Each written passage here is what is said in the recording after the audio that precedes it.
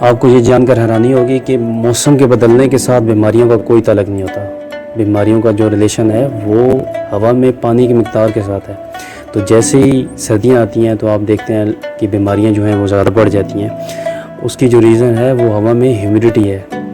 تو جیسا کہ آپ یہ سامنے ایک چارٹ دیکھ سکتے ہیں, اس چارٹ میں ریلیٹیو ہیومیڈیٹی ہاریزونٹلی 0 سے لے کر 100 تک ہے, اور ورٹیکلی آپ دیکھ سکتے ہیں بیکٹیریا, وائرسز, یہ جو جرمز وغیرہ ہیں ان کی گروتھ جو ہے وہ بلیک شیڈڈ کلر میں ہے. تو آپ دیکھ سکتے ہیں کہ جیسے 0 اور 100 پر آپ ویلیوز دیکھ سکتے ہیں کہ ان کی میکسیمم گروتھ ہوتی ہے, لیکن سینٹر میں 40 سے 60% ریلیٹیو ہیومیڈیٹی جب ہوا میں ہوتی ہے تو یہ اورنج کلر کا آپ دیکھ سکتے ہیں یہاں پر جو ہے ان کی گروتھ سب سے منیمم رہتی ہے.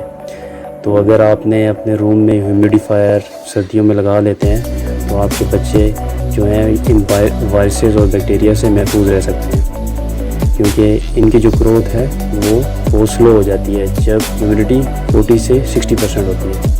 اب سردیوں میں کیونکہ ٹمپریچر بہت کم ہوتا ہے تو رات کے ٹائم جتنی بھی شبنم ہوتی ہے وہ بن جاتی ہے, اور ہوا جو ہوتی ہے وہ بالکل ڈرائی ہو جاتی ہے. تو اس لیے سردیوں میں آپ دیکھتے ہیں کہ جو بیماریوں کا تناسب ہے وہ بڑھ جاتا ہے. اسی طرح آپ یہ دیکھ سکتے ہیں آپ کی بیسمنٹ میں جو فنگائی آتی ہے, اس کی بھی ریزن برسات کے موسم میں جب ہوا میں ہیومیڈیٹی زیادہ ہو جاتی ہے تو یہ اس کی ریزن ہوتی ہے. تو یہ فنگائی آتی ہے. اس کے علاوہ جو ڈسٹ مائٹس ہمارے گھروں میں ہوتے ہیں, یہ بھی ان کی بھی جو پروڈکشن جو گروتھ ہوتی ہے جب ہیومیڈیٹی بہت زیادہ ہوتی ہے برسات کے موسم میں تو ان کی گروتھ بھی زیادہ ہوتی ہے. تو ہیومیڈیٹی کا ریلیشن شپ ڈائریکٹ ہماری بیماریوں کے ساتھ ہے, لیکن موسم کا کوئی تعلق نہیں ہے کہ اس میں بیماریاں بڑھتی ہیں.